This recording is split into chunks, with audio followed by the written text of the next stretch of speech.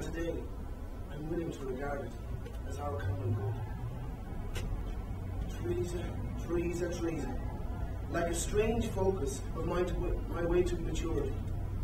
No longer a prism of superficial rays, but a being of true light. And I know I cannot go further.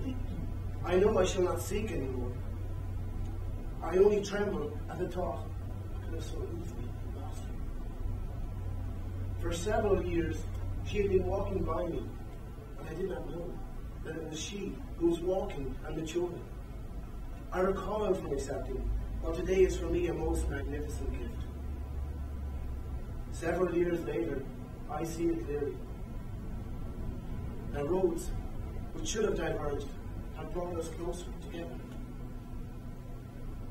Those years have been invaluable, giving us time to get our bearings on the complicated road of signs and signals. It must be so. Today I see that my country is also her country. And after all, I did dream of throwing a picture. In the evenings in our old city, evenings in October begin early. Men leave their offices, where new housing developments are planned. Women and girls on the way home look in shop windows. I met Teresa when she had just passed in front of a large window full of ladies' shoes. I stopped by her quietly and unexpectedly, and suddenly we were together. On both sides of that big transparent sheet filled with glowing light. And we saw our reflections together, because behind the window display is a great, immense mirror, which reflects the shoe models, as well as the people passing on the pavement, particularly those who stopped to look at themselves rather than the shoes. So when we found ourselves, all of a sudden, on both sides of that great mirror, here alive and real, they are reflected by, who knows why, maybe to complete the picture, but more likely just an answer to my heart's need answer. What are you thinking about, Teresa? I asked this almost in a whisper, but this is how those in love are wont to talk.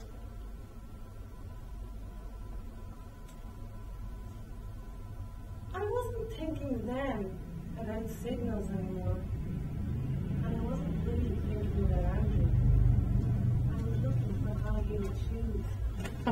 There were so many sport shoes, so many comfortable walking shoes, but I was really straining my eyes for high-heeled shoes. Andrew was so much taller than I that I had to add a little to my height. And so I was thinking about Andrew and myself. I was now constantly thinking about us two. He must surely think like this too, and so rejoice at my thought. We then began to talk about all sorts of little things related to our wedding. I told him about the tie in which I like him most, and about the dark suit which best becomes him. Andrew listened to all this gladly, not because he wished to be flattered, but because he wanted always to please me and for me to find him attractive. Then we looked together in the window of a jeweller's shop, wherein little boxes inlaid with velvet jewellery was exhibited. Among them were wedding rings. We looked for a while in silence. Then Andrew took me by the hand and said, "Let's go in, Teresa. We'll choose our rings." And yet, we did not go in at once. Held back by a thought which we felt this clearly. It arose at the same time in me and in her.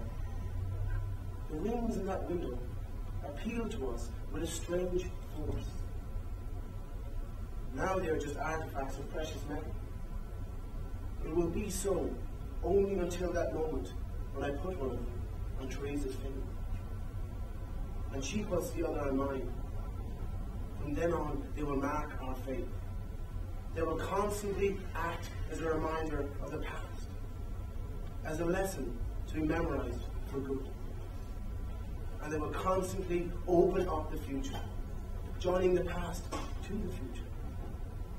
And by the same token, they are for all time, like two last links in a chain to unite us invisibly. So we did not enter that shop at once. The symbol spoke. We both understood it immediately. Looking at wedding rings, we yielded to emotion without words. That was what held us up in front of that shop. We put off the moment of entry. I only felt Teresa cling to my shoulder more tightly. And that was our now. The meeting of the past with the future. Here we both are. We grow out of so many strange moments, as if from the depth of facts, ordinary and simple though they are, here we are together. We are secretly growing into one because of these two rings. Someone spoke quite loudly behind our backs. This is a jeweler shop. What a strange craft to produce objects that can stimulate reflection and faith. To give watches, for instance, which measure time and tell man about the transience of all things and their passing. Someone ceased to speak. The man found his way, however, to the edge of our thoughts. We went on standing in silence. Imagination worked, though.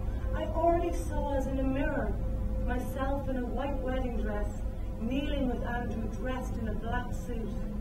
As we entered the church, I equaled him in height, inasmuch as there was no disproportion. That's why I had to buy the high-heeled shoes I saw the other day in the window of the shop. And now the strangest thing and unexpected. As we were standing thus in front of the jeweller's, we remembered fragments of letters written a few years ago. I want to return, Andrew, to our August hike, to that night when we heard those strange signals. You remember there was some confusion and difference in opinion. Some thought we ought to begin a search for wanderers who might be lost in the thick of the forest, while some, on the other hand, took the view that it had been a late bird calling, not a man. You were among the latter. It was a memorable night. Also memorable because it was then, it seems to me, Andrew, that I saw you in truth. And believe me, the contrast dormant in you almost struck me in the face. A disproportion between the wish for happiness and a man's potential is unavoidable. But you try to calculate happiness at any price, just as you calculate everything in your planning office. You lack courage and trust. In what? In whom? In life. In your own fate. In people. In God. So you were courageous and full of trust. And yet, how many times did I see tears in your face, though your eyes remain dry? Maybe you think you could courageously reach for happiness. But in fact, this is only another form of fear, or caution, at least. Imagination was working more and more intensely, ranging over reminiscences, over the past to the future, whose picture was ever nearer. So I see myself near Andrew, and equal to him in height. We are both elegant and somehow mature. We matured through so many letters exchanged during those years. We are standing in front of the jeweler's shop, choosing our fate together. But the window has turned into a mirror of our future. It reflects its shape. The wedding rings did not stay in the window. The jeweler looked long into our eyes, testing for the last time the fineness of precious metal. He spoke seriously deep thoughts, which remained strangely in my memory.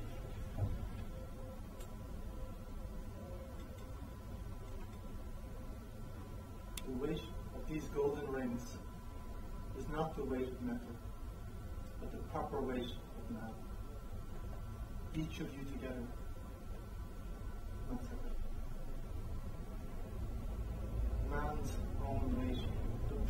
weight of man? Can it be at once heavier and more intangible? It is the weight of constant gravity, riveted to a short flight. The flight has the shape of a spiral, an ellipse, and the shape of the heart. The proper weight of man. This rift, this tangle, this ultimate depth, this clinging, when it is so hard to unstick thought and heart, and in all this, freedom. A freedom, and sometimes frenzy. The frenzy of freedom, trapped in this tangle, and in all this, love, which springs from freedom, as water springs from an oblique rift in the earth. This is man. He is not transparent, not monumental,